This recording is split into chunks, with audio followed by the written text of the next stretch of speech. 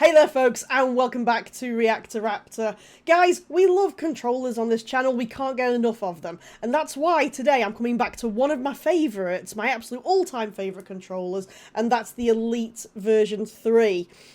I'm going to show you today how to turn a brilliant controller into a pro controller. So let's get into it.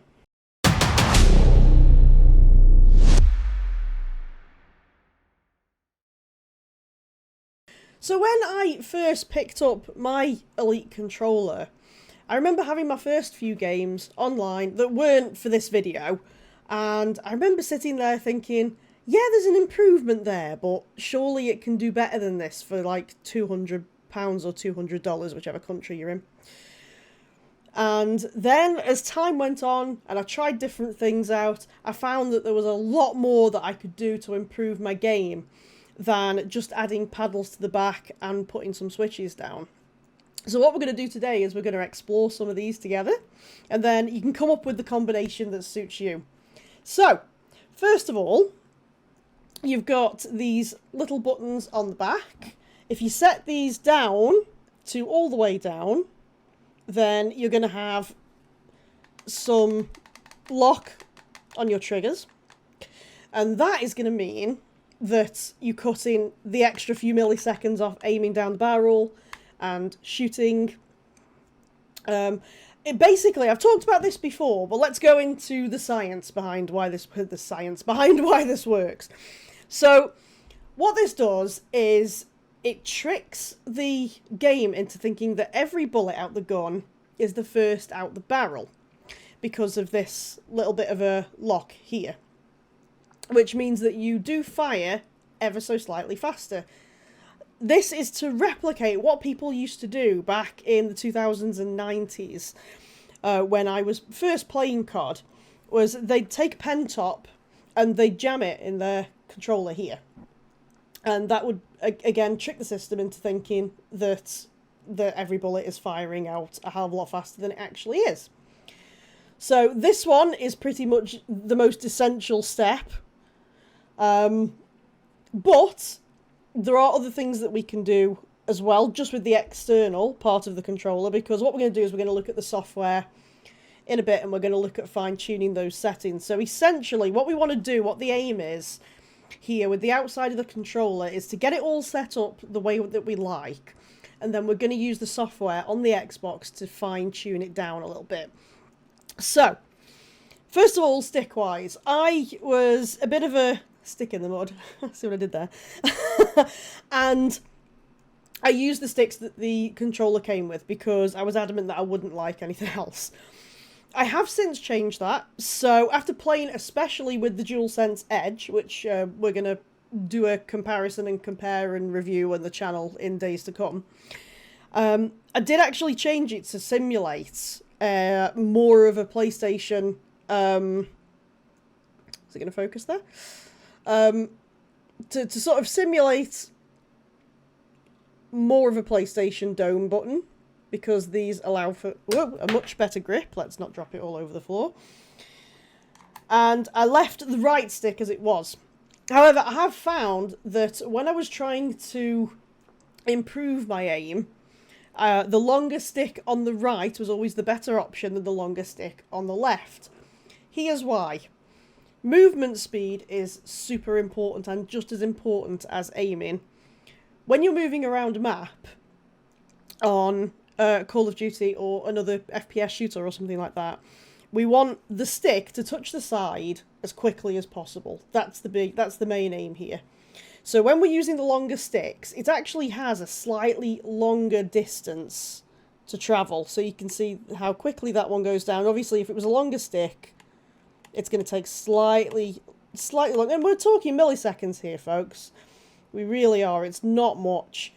And the same with the right stick. Now, the advantage to having the longer stick on the right is it does give you that little bit more of control if you find that your aim isn't that tight, if your aim's quite loose. So, what you need to do here, first of all, is really analyse the way that you play the game. If you find that when you're moving, you're shooting before you come in line with someone, then you're under-hitting. If you are going past them and maybe getting a few hits in and then just going straight past them and missing them that way, then you're overhitting and we need to tighten everything up instead of loosen it. So you should be able to see from that example some of the examples of overhitting and underhitting. And the longer sticks give you more of a joystick effect and actually help you to give that little bit more of a response time and a little bit more of a curve. We'll talk about some of the curves and the aiming curves in a bit. So, okay, so moving on. Back paddles. Back paddles are entirely personal preference and entirely down to the way you play.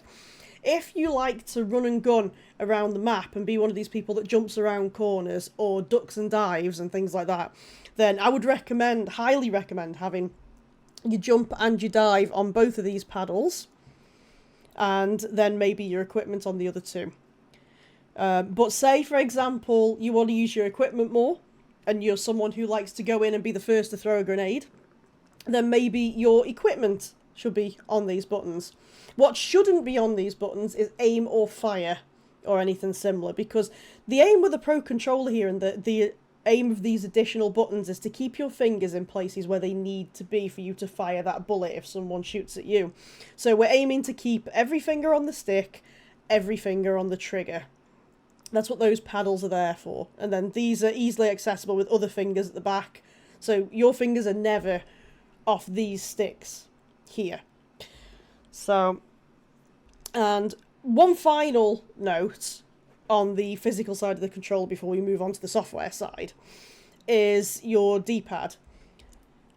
I am someone who panics when I play, and I can really easily catch other buttons. If that is the case with you, stick the standard D-pad on and don't have the all-directional one. The all-directional one is fantastic if you're doing something like picking something in a wheel, or maybe something for an RPG, or I would imagine that something like World of Warcraft or something like that would be really good for that, so you can have like a multi-control system. So it essentially gives you 4 extra buttons. But where 4 extra buttons aren't needed, don't add them in, because then you can't catch them by accident and miss that vital shot. So, with all that said, that's how we set up our controller physically. So I would first recommend that you play around with that, get the settings that feel right to you. And then when you're ready and you're comfortable with that, let's take a look at software. Okay then guys, so here we are in our Xbox accessories. So first of all, to use this and to actually fine tune this controller, you will need to do this on an Xbox. So if you bought it for PC, the best advice I can give you is find a friend's Xbox, because the controller itself is what saves the profile and not the Xbox itself. So it's absolutely fine for you to go on a friend's, use your profile, your actual Xbox Live profile, and set this all up, and then the controller will remember it when you switch it back over to your PC, which is what I do. So I'm going to show you what I have for my COD profile here. This is my first-person shooter profile. And I'm going to show you how we configured it and what some of these options mean, because when I first went into some of these options, I had no idea actually what they meant. So first of all, mapping. We all know what mapping means. It's basically where we can change all the different assignments of the buttons actually on the fly using the controller and not through gaming software.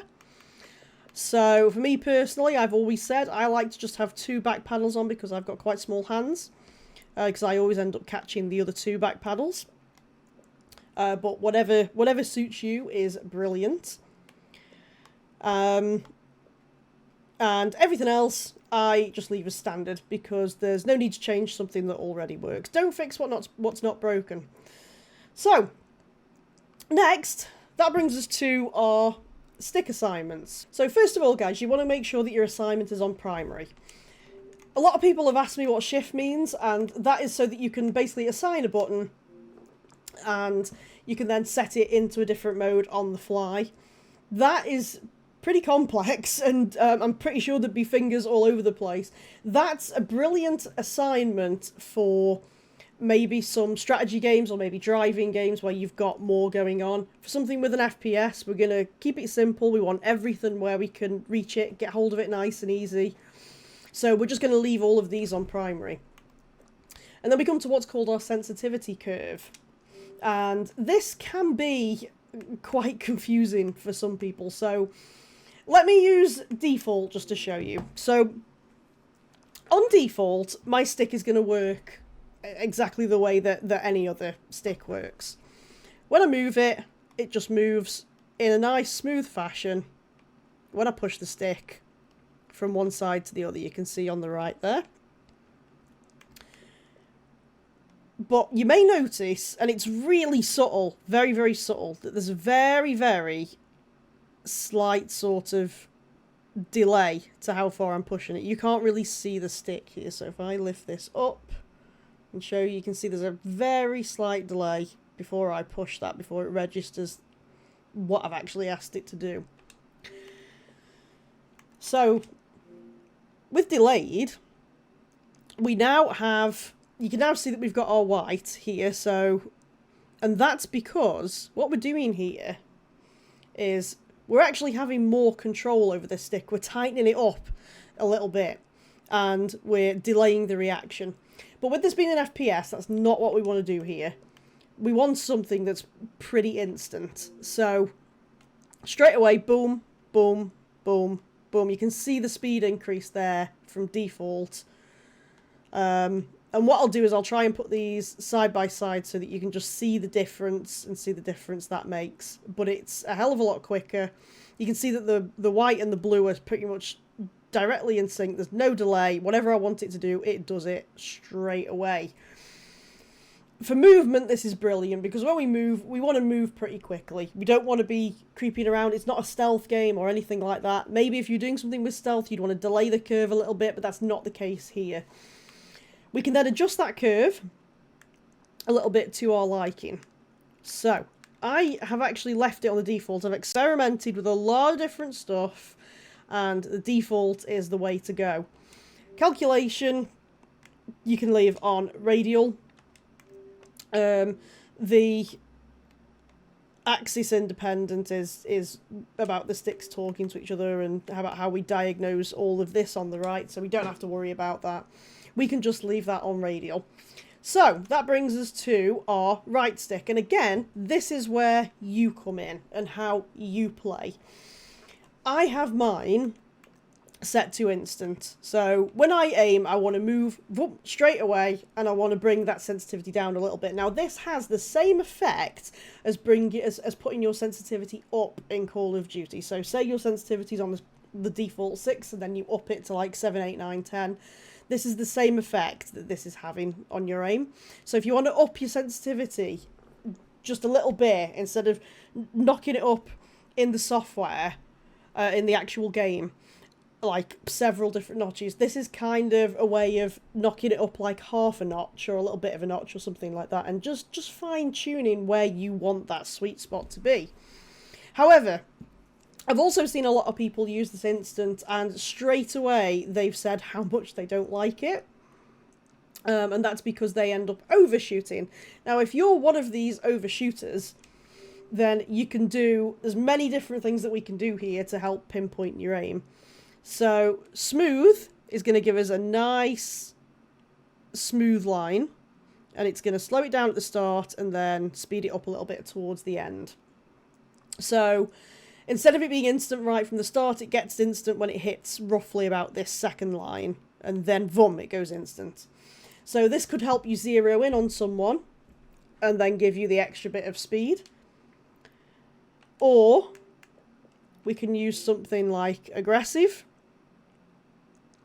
where we get pretty much instant, and then it slows down, and then boom, instant. Or, if you find that you're over-aiming, we can use what's called delayed. So what this will do is this will help you to zero in on someone, slow it down when you're actually by them for aiming, and then, you know, speed it up away from them if they move or if needs be. Delayed is definitely the way to go if you've been overshooting. However, if your aim isn't that bad as it stands and you're not really overshooting or undershooting, then you want to go with your instant. So when it comes to your triggers, left trigger and right trigger, I have them both on 0 to 100 without having any dead zone. Because again, we get that nice instant boom reaction rather than having it slowed down. It's not a game, COD's not a game where we need to be able to control how quickly the triggers go in or anything like that. So we literally just want to press the button, bang, and have that reaction happen. And that's what we're aiming to do with this here. And if you change those settings, I highly recommend that you mirror your triggers so that you know that they're both in sync with each other. Vibration-wise, vibration is totally a personal preference. I like the feedback. I find it incredibly weird playing with a mouse and keyboard and not having that feedback to say that someone's hit me or I've hit them. It can be a good cue for people who might struggle to see a little bit visually. So when things get like intense in shipment or whatever and you're not quite sure what's going on because there's just so much going on in front of you, that vibration can be a really good message back to you, just to say, hey, I'm being hit, I need to move. And then finally, the fun setting that everyone was talking about a few months ago was being able to change the colour of your guide button. There's still some people that don't know how to do this. Steam have actually done this for several months now. They actually did it before Xbox, funnily enough. And then people were coming in and saying, well, if the controller's got the capability to do it, why aren't Xbox offering this? So a good use for this, and what a lot of people don't realise, is you can actually set these according to profile. So my main profile I have is blue for my channel light, and then if I move to something else, a different profile, it's going to change it to white so that I know I've skipped off it and I can see other than the 3 lights, and I go back and it's back on the blue again. So it's a brilliant look down visual indicator to your profile. The other biggest tip that I can give you guys is you've got 3 slots here and you can play around with this, you can try different things out, you can have different mappings that you can just literally hit a button to try one match, hit the button to try another, and find out exactly what works for you. So I would say play around with it and find out what suits you. I mean, now you know what everything means, which I didn't know when I first got the controller. I saw all these graphs and charts and thought, no, not messing with that. I'm just going to keep the controller exactly as it is. I'm not going to touch any of that. And I just found that when I tightened some of these things up, it just became so much better in a controller. And there is one last big tip that I can give you that is going to improve your game no end. So if I just grab the case here with all the extras, so hopefully you have got the extras and you can play around with them. But even if you haven't, there is one thing that comes with every single one of these controllers, whether you've bought the extras pack or not, and that is your little tuning key that comes with your controller. So let's just switch over to full screen there and just have a look at exactly what this can do. This is a miracle worker, an absolute miracle worker. So for those of you who don't know what this is for, you can take your sticks off your controller, which I will just do here so that they're down to these little nibs here, and then this key slots into the crosshairs on here. And you can then turn it and you can tighten the aim, you can tighten the sticks up so that they feel stiffer, or you can loosen them off so that they move around a little bit quicker. Now, depending on how you play, if you're an under-hitter that we talked about, and one of those people who spins around, misses people because you haven't quite made it to your target, then it'd be a really good idea to loosen these off a little bit because it's going to carry you the rest of the way. However, if you're one of those people that overhits, which to be honest, I would imagine that most of you probably are, because when I'm watching videos back on YouTube and watching other people play, when we're playing modes like Search and Destroy, you see that most people tend to overhit as opposed to underhit, and it comes from the panicking of spinning round and suddenly having to find your target. then I would recommend that you tighten these up as far as they will go. There's 3 different settings that they will go on. So you can basically turn it... can we see that? Yep. So you can basically turn it all the way there, which will loosen it up. Or we can turn it back all the other way. And you'll see the crosshair go down, and that'll tighten up. So I would recommend that you only do this for your aim. I don't think you really need to do it for your movement, unless you're someone that does misjudge movement, unless you're very, very new to the game. Leave your movement on the setting that it comes with. But as for your aim, tightening it up will help you with overhitting, and loosening it off will help you with some of the underhitting as well. This is the best weapon you can have in your arsenal. This is the best gadget that comes with this controller. Don't lose it, and then I would recommend as well that as you go on and you get better, you may find that you're overhitting or underhitting again. That'll be the time to get this little fella out again and readjust, because your aim's just got better. And this is what happened with me. So I had everything loose at first, then I put it on the middle and everything got better, and I just tightened everything off and loosened it up, just according to how I was playing at the time as well. I mean, the brilliant thing about being able to do this on the fly is that you can just go and do it whenever. You can do it between matches if you want to, which is brilliant, and depending on how you're playing on the game on a particular day or something like that. So, but that's like the number 1 step, biggest piece of advice that I can give you to take is don't ignore this pin. I ignored it for a good 12 months, and I didn't realise that I could turn my controller into an absolute pro controller just with this one little pin. So that, folks, is how you can get the absolute best out of your Elite controller. Let me know down in the comments what you think, and if there's any tips and tricks that you've got with the Elite that you'd like to share that I might not know. I am not the master and commander of all controls, although it seems to be going that way lately with this, you know, we can't barely go a month now without reviewing a new controller of some sort. And if you found this video useful, then please like, please subscribe. We're well on that way to 100 subscribers before the end of the year. Layers of Fear was a fantastic series. You guys loved it. I loved it. So let's keep the train going. And I will be back in the next video. And why am I going to be back? Because gamers never die. They just evolve. See you next time, guys.